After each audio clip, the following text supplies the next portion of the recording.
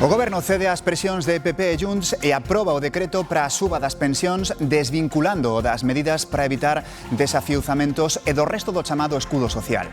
A revalorización das pensións segue adiante, pero a decisión dos de Sánchez causa malestar nos socios. O Xacobeo 2027 será un evento histórico, así o cualificou hoxe a Xunta tras poñer en marcha os preparativos. Alfonso Rueda invitou empresas e administracións a que se sumen á promoción da nosa terra. Agarda que este Xacobeo traspase fronteiras e exerza de motor económico de Galicia. Os que estes días queiran visitar unha galería de arte van o ter complicado. Ata o vindeiro sábado pechan as súas portas para exixir unhas condicións fiscais que as fagan sostibles. Boas noites. A preparación do Xacobeo 2027 está xa en marcha. Unha cita para a historia na nosa comunidade. Alfonso Rueda animou hoxe as empresas a participar na promoción do vindeiro Ano Santo. Un comité de expertos seleccionará os eventos do próximo Xacobeo. Os participantes verán reforzada a súa imaxe internacional. Se vai gastar en comunicación, en propaganda, en publicidade, en responsabilidade social e corporativa, pois facelo neste marco permite multiplicar o retorno e, ademais, optimizar a factura fiscal. Rueda urxe o Goberno Central a concretar os beneficios fiscais que terán os patrocinadores. Temos moitas ventaxas e nos foron concedidas un ano máis, por tanto, eu teño que dar as gracias porque foi unha decisión dun ministerio e o que pido é que isto se concrete canto antes. A Xunta aspira que o Xacobeo 2027 sexa un evento histórico.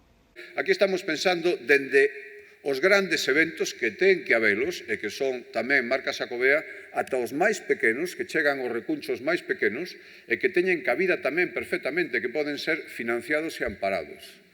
Todo. Co Plan Director de Patrocinios, o Goberno galego busca fomentar a colaboración pública e privada para promocionar Galicia. O ministro de Transportes, Óscar Puente, compareceu no Congreso para dar explicación sobre os accidentes de Adamuz e Xélida que se saldaron cun total de 47 vítimas mortais. Na Comisión de Transportes, ante as peticións de dimisión, Puente defendeu que aínda segue sendo pronto para dar cas causas. Foi unha comisión en que lle pediron explicación sobre os accidentes a Óscar Puente, pero considera o ministro que aínda non chegou o momento de coñecer realmente as causas. Es verdad que estamos mezclando un debate general sobre el sistema ferroviario español, tratando de establecer hipótesis o causas que pudieran tener algo que ver con el accidente, y eso me temo que en este momento es prematuro y no es posible. O ministro tivo que escoitar peticións para un maior investimento e acusacións de falta de mantemento detrás da que o Partido Popular ve a sombra da corrupción. Son los propios técnicos, los sindicatos y los maquinistas los que advertían de esa falta de mantenimiento. Lleva 8 años gobernando y para usted el Ministerio de Transportes no ha sido el Ministerio de Transportes, sino el Ministerio de la Financiación del PSOE, el Ministerio para colocar mujeres prostituidas y enchufados. O PP denuncia que os accidentes se puideron evitar, que se ignoraron sinais de risco. Óscar Puente defende que hai casos como de Xélida en que a causa foi o cambio climático. Es una consecuencia directa del cambio climático que estamos viviendo y es una afectación a nuestras infraestructuras sobre las que no valen los parámetros con los que hemos estado trabajando en los tiempos pretéritos. Señales de riesgo que, si se analizan correctamente, pueden evitar accidentes más graves. Usted los ignoró todos. PP, Vox e Junts pediron a dimisión de Puente, que en mañá se reunirá cos sindicatos para evitar a folga ferroviaria da vindeira semana, despois de que traballadores de Adif e Renfe protestaran hoxe ás portas do Ministerio. Máis asuntos. Finalmente, vai haber suba das pensións desvinculada das medidas para evitar desafiuzamentos. O Goberno cede a petición do Partido Popular e de Junts e garante a revalorización, pero provoca malestar nos socios. Canto ao novo escudo social, Junts acaba de confirmar que votará en contra. Finalmente, o Goberno divide o decreto ómnibus. Por un lado, un coa suba das pensións e polo outro, o resto de medidas do chamado escudo social. Como creemos y defendemos que son medidas buenas, vamos a trabajar para buscar los consensos necesarios para que vean la luz. Pero as negociacións non son doadas, empezando polo socio da coalición, Sumar. Lo que no puede ser es que todos los años estemos con esta agonía. Sumar presionou para que a prohibición de desafiuzamentos finalmente fose no mesmo decreto que o resto do escudo social. Iso sí, vai con cambios. O PNV conseguiu que se excluíran os propietarios que alugan unha soa vivenda. Un acuerdo de mínimos que todos los grupos podrían aceptar. Lonxe diso, a líder de Podemos reaccionou con palabras grosas, noxo absoluto, e segue. Pacto criminal entre el PSOE y el Partido Nacionalista Vasco. Lo más fácil es caer en esos mensajes demagógicos que tiene Yone Belarra. Tampouco o PP semella disposto a apoiar esa medida. ¿Usted cree que esto es un país democrático donde un derecho constitucional, como es el derecho a la propiedad, queda anulado por el gobierno del señor Sánchez? Máis doado parece telo o decreto de pensións, aínda que Vox ameaza con volver votar en contra. Ya veremos qué es lo que trae el gobierno. Nosotros desde luego no nos fiamos nada. O líder do PP parece avanzar o voto favorable. El Partido Popular estuvo y está y estará a la revalorización automática de las pensiones conforme al índice de precios al consumo. Cree que o acontecido demostra que Sánchez utilizou os pensionistas con fins políticos. O Consello de Ministros tamén aprobou outra das medidas que figuraban no decreto ómnibus, as axudas á compra de coches eléctricos. O Estado dará un máximo de 4.500 euros en axudas e as marcas achegarán outros 1.000 euros adicionais. O Partido Popular denuncia que o Goberno pon en risco a economía e os servizos públicos dos españois ao normalizar gobernar sen presupostos. Desde o Executivo defenden a prórroga orzamentaria e insisten na súa intención de presentar unhas novas contas no primeiro trimestre deste ano. Vaya por delante, desde luego, ya lo hemos dicho en numerosas ocasiones, la voluntad de este Gobierno de acordar esos presupuestos generales del Estado y el compromiso de presentarlos. No es posible, desde mi punto de vista, poner en duda la gestión que ha realizado este Gobierno, incluso en una situación de presupuestos prorrogados. Apelo a su responsabilidad como máximo responsable de la economía española. Pero incluso, fíjese bien, apelo a la lealtad que usted le debe a los españoles y no al presidente del Gobierno en esta materia. Una de dos, señor ministro. O se va usted o se va el presidente del Gobierno. O expresidente Zapatero referiuse esta tarde á situación en Venezuela. Tras 10 anos como mediador, di que é agora, tras a detención de Maduro por parte dos Estados Unidos, cando ten máis esperanzas de cambio no país. Este es el momento en el que tengo una esperanza más fundada de que vamos a tener un proceso de cambio positivo. Os menores de 16 anos non van poder acceder ás redes sociais en España. O Goberno segue así os pasos de Francia ou de Australia. A Fiscalía vai encargarse de sancionar as plataformas que non impidan ese acceso dos rapaces ás redes. Era unha demanda recorrente dos profesionais. Cada vez máis problemas o que se achacan os rapaces e rapazas nos institutos son problemas de ansiedade, autoestima, todos relacionados cas redes sociales. E tamén dos pais. Afecta a la autoestima de los niños. Agora o Goberno dá un paso adiante, seguindo o exemplo de países como Francia ou Australia, prohibirá o acceso de menores de 16 anos ás redes sociais. Today, our children are exposed to a space they were never meant to navigate alone. A space of addiction, abuse, pornography, manipulation, violence. We will no longer accept that. O Goberno intensificará o control sobre as plataformas digitais. Van a estar obligadas a implantar sistemas efectivos de verificación de la edad que vayan más allá de simples declaraciones formales. O anuncio realizou o presidente do Goberno durante a súa participación nun foro internacional nos Emiratos Árabes, un anuncio que provocou o enfado dos socios de Goberno de Sumar, en que Sánchez busca protagonismo e invade as súas competencias. Pero o Partido Popular, a medida chega tarde, despois de ter bloqueado dende hai meses a súa proposta de control. No creo que haya falta ir a Dubái para conocer las propuestas de la oposición hechas a pocos metros de la Moncloa el año pasado. El presidente del Gobierno por lo menos debería de pagarnos el copyright de esa propuesta. O paquete de medidas regulatorias sobre o abuso das grandes plataformas digitais aprobarase a próxima semana no Consello de Ministros. Mesma tarde, Elon Musk, o dono da plataforma Xe, reaccionou ao anuncio de Sánchez. Nun chío, Musk cualificou o presidente do goberno de traidor. Di literalmente, Sánchez o sucio é un tirano e un traidor ao pobo de España. 2026 comezou cunha notable destrucción de emprego no peor xaneiro desde hai 14 anos. Subiu o paro en case 34.400 persoas e o número total de desempregados queda en 2.439.000. Respecto a xaneiro de 2024, a tendencia si é positiva, cunha caída do paro de máis de 6 puntos. Pero o que máis destaca este mes é a caída das afiliacións, case 271.000 menos. No goberno culpan da baixa o remate da campaña de Nadal e tamén o mal tempo. Condicionado y es un elemento a tener en cuenta por una climatología que en este mes de enero, en este año, ha sido particularmente adversa. Bueno, digo, todo esto lo que hace o no viene a empañar lo que es una dinámica positiva.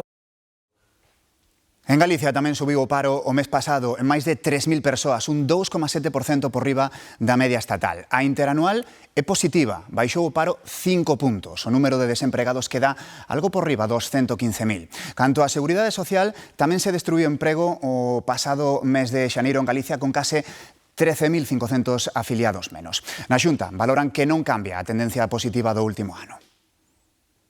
O mes de xaneiro non ten sido un mes bo, tanto no que se refire ao paro como nas afiliacións. Hai unha suba do paro, unha caída das afiliacións, pero se vamos á comparativa anual, vemos que o mercado galego pois creou neste último ano emprego, arriba de 16.000 novas afiliacións, e tamén o paro se reduciu no conxunto do ano. Hoxe en Lugo debatían as emendas que irán ao pleno dos presupostos municipais. O Grupo Popular incluíu 3 na votación. Unha por unanimidade, ao conseguir o acordo con BNG e PSOE, outra grazas ao voto a favor da exsocialista María Reigosa e unha última pola equivocación dunha concelleira nacionalista que votou co Partido Popular contra o sentido do voto do seu grupo. Elévase a alerta en Andalucía ante a chegada do temporal Leonardo. Suspendéronse as clases en boa parte da comunidade e está habendo realoxamentos preventivos polo risco de riadas. Nalgúnas zonas poderían caer ata 700 litros de auga por metro cadrado en só 2 días. O temporal Leonardo deixará en Andalucía chuvias intensas e constantes durante toda a semana. Cos encoros ao máximo, estralo paso previo de outros temporais, hai moito risco de desbordamentos. O maior perigo está en Grazalema, Ronda, o campo de Xibraltar e a zona dos puentes de Xaén. O Plan de Emerxencias Autonómico decretou a situación 2, que permite incorporar medios de outras administracións. Están facendo realoxamentos preventivos en zonas próximas ao río Guadalete e suspendéronse as clases en toda a comunidade agás Almería.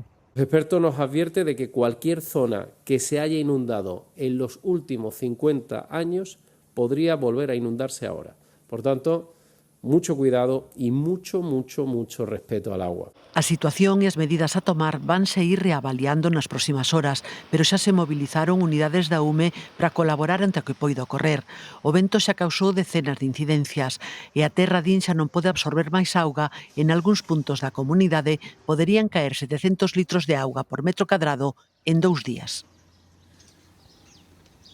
O temporal tamén causa estragos en Asturias. Un gran desprendemento no Monte Corberu, en Ribadesella, deixou como ven esta imaxe tan impactante. A vivenda non caeu polo monte abaixo por poucos metros. O perigo non terminou para eles porque os expertos din que a ladeira seguirá inestable e con perigo de desprendementos cara ao leste se continúan as chuvias intensas. Portugal, en estado de calamidade tralo paso da borrasca Cristín, anuncia que abrirá as peaxes das autovías e autoestradas nas zonas afectadas polo temporal. A medida activarase esta medianoite e prolongarase polo menos unha semana. O mal tempo continúa no país veciño que xa activou novas alertas ante a chegada desta nova borrasca, Leonardo. Aquí en Galicia tamén notaremos a entrada de Leonardo tanto na costa como no interior. Na montaña de Lugo e Ourense hai aviso amarelo por nevaradas que nas últimas horas provocaron un accidente na A52 á altura da Gudiña que a mantivo pechada, Patricia, varias horas. Sí, comezou de novo a nevar arestora na Gudiña, pero a situación está tranquila, pero podería empeorar considerablemente nas próximas horas. De feito, a Dirección Xeral de Tráfico advirte que a neve podería volver complicar o tráfico nas principais vías de entrada e saída a Galicia, na A6 e na A52. A neve, precisamente, como dicías, foi a que provocou un aparatoso accidente ás 9 desta mañá. Un camión emborcou e quedou atravesado en 2 carrís en dirección dirección a Vigo, o que obrigou a cortar a autovía e desviar o tráfico, un tráfico que quedou normalizado contra as 4 da tarde. A montaña de Ourense, tamén a de Lugo, afrontan as primeiras horas deste mércores cun aviso amarelo por neve e por vento. Grazas, Patricia. E non é a neve, senón a protesta dos agricultores o que mantén cortado un tramo de 5 km na autovía das Rías Baixas entre as dúas saídas cara a Xinzo de Limia. Para seguir camiño, os condutores vense obrigados a desviarse pola Nacional 525, que atravesa a vila, provocando importantes retencións.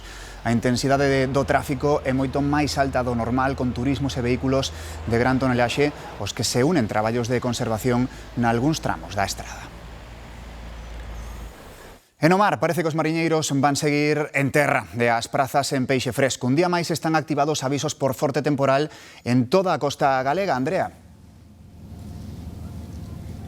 Sí, efectivamente, hoxe o aviso é laranxa dende a Guarda ata a Estaca de Bares en todo o litoral atlántico nas provincias de Pontevedra e da Coruña. Hoxe toda a actividade no mar quedou suspendida, en canto a actividade profesional tamén se veu dificultada por este temporal costeiro que nos deixa refachos de vento de máis de 60 km por hora e ondas que poden superar os 6 metros de altitude no mar. Como sempre, as autoridades piden moita precaución, non achegarse á primeira liña de costa, evitar lugares que poidan supoñer un perigo como paseos marítimos ou parques e revisar ben os amarres e os cabos das embarcacións. Grazas, Andrea. Unha viguesa duns 70 anos e o seu can quedaron feridos ao desprenderse un enorme noiro sobre o paseo marítimo de Bouzas. Todo apunta a que o terreo xa estaba moi inestable e as intensas chuvias acabaron por botalo abaixo. A derruba do noiro produciuse sobre as 10 da mañá. A vítima paseaba o seu campo no paseo marítimo de Bouzas cando comezaron a desprenderse toneladas de terra, pedras e ata árbores desde unha altura de 12 metros. Por lo que dixo ela, xa apareceu abaixo nas rochas, xa se viu sorprendida e aparecer abaixo, non sei saltar ou se veu arrastrada por o que o talude e apareceu abaixo, claro. A muller tiña varias feridas e foi evacuada ao hospital. Estaban os compañeiros xa que estaban collendo a señora, xa tiñan retirado da zona onde caiu, da zona de abaixo das rochas. A señora foi trasladada ao Álvaro Cunqueiro, en principio con ferida na cabeza, en ningún momento estivo inconsciente, nen nada, e agora está na UCI en observación por se pudera ter algo máis. A mascota da muller tamén precisou atención veterinaria. Os que adoitan pasear pola zona xa se fixaran na inestabilidade do talude que puido caer abaixo co exceso de chuvia. Ayer pasé por ahí y me fijé en el árbol que está a punto de caerse y dije, esto le cae a alguien encima, seguro. O paseo permanecerá pechado mentre se retira a terra e avalía a estabilidade do terreo. Máis consecuencias do mal tempo. Un raio destrozou unha vivenda no concello pontevedrés de Tomiño. O estrondo espertou a propietaria, sentiu o lostrego á vez que lle caía na cama un cacho de falso teito e cheiraba queimado das chaves da luz. O raio caeu na antena, atravesou o tellado, tirou ca cheminea e fixo varios boquetes nos muros e no interior da vivenda. Aínda ten o susto no corpo, pero nin ela nin o seu can sofren dano ningún. Esta mañá declarou como investigada a concelleira de Seguridade de Vigo, Patricia Rodríguez, polo accidente mortal dos Altamontes, acontecido nas festas de Matamá no ano 2024. Amosouse disposta a colaborar e dar as aclaracións oportunas, aínda que só respondeu a preguntas da Fiscalía e da Maxistrada. Segundo o abogado da acusación particular, segue sen aclarar por que o Concello non impediu que funcionase a atracción mala ter un informe que aconsellaba precintala. Van solicitar que declaren tamén os responsables da Policía Local para saber que lles trasladou o consistorio. Hemos contestado esta mañana y atendido a todos los requerimientos como desde el principio, y lo que sí que solicito ahora es respeto por el trabajo del tribunal y del Ministerio Fiscal, que son los que tendrán que resolver cómo se ha producido esto. Seguimos sin saber por qué no se actuó. Esperemos que venga, llamaremos a la Policía Local y preguntaremos por qué no hicieron nada para impedir que funcionara la atracción. Cae unha banda de ladróns que asaltaba casas na contorna de Santiago e tamén de Pontevedra. Ollo á media que levaban unha casa cada 2 días. Os detidos ingresaron en prisión por 14 roubos, pero sospeítase que cometeron máis. ¿Cuántos hay? ¿Cuántos hay? 3, no. 3, danos 3. Estaban os tres dentro e sabíano porque levaban 26 días pegados a eles, seguindos día e noite con sol e chuvia, mesmo os festivos máis sagrados do Nadal. Esta organización era prácticamente indetectable, cabe decir que tenían unos patrones muy definidos, una estructura bien organizada, un reparto de roles diferenciado. Llegaron a cambiar de domicilio y de vehículos hasta en 4 ocasiones. Aloxábanse nun apartamento turístico de Vigo, pero movíanse sen aforrar en combustible. O cuarto caeu nun chalé de luxo de Alacante. Son albaneses, a mafia máis organizada en roubos de vivendas.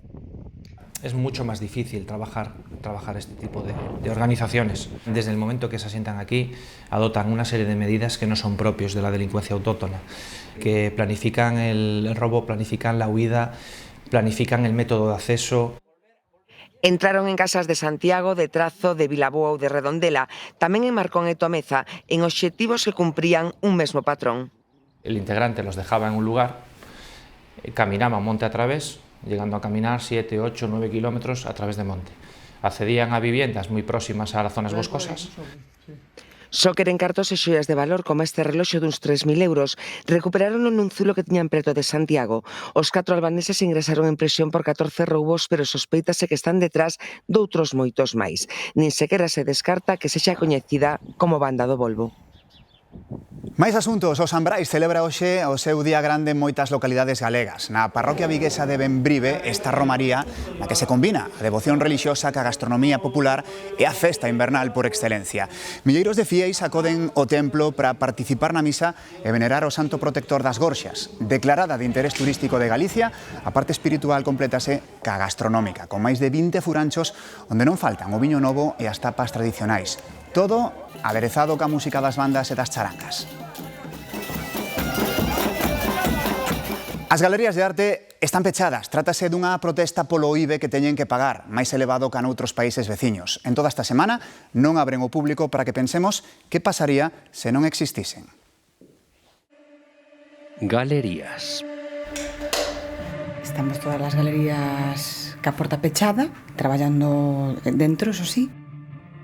É unha acción, digamos, simbólica para chamar a atención sobre unha realidade. Hai pouco Portugal baixou o IVA ao 6%, Francia está tamén no 5 e pico, 6. A nos mantéñenos un 21% de IBE. Pechando, queren que imaginemos que perdemos as cores, que perdemos miradas que igual non sabíamos que existían, que perdemos los mundos que abren os artistas dentro de nós. Nos queremos que a arte contemporánea sexa algo de AP e non un obxecto de luxo como queren impoñer con este tipo de gravamen. Imaginarnos, pois, digamos, un país donde non existisen as galerías de arte como espazos abertos ao público, gratuitos, donde se pode mostrar o traballo dos artistas e onde os artistas poden mostrar o seu traballo. O papel das galerías é, máis que nada, difundir. Os galeristas somos unha ponte entre o artista e a sociedade. Invitan a preguntármonos que ocorrería con eles, cos artistas, cos compradores, ca sociedade, se non existise esa ponte.